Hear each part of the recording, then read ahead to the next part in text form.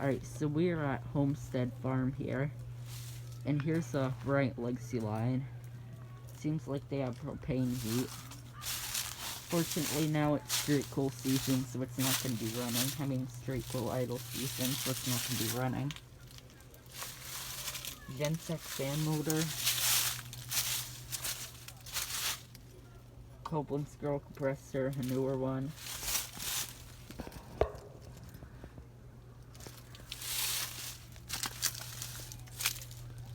Then here's the data. 2015, and it's a 2.5 ton.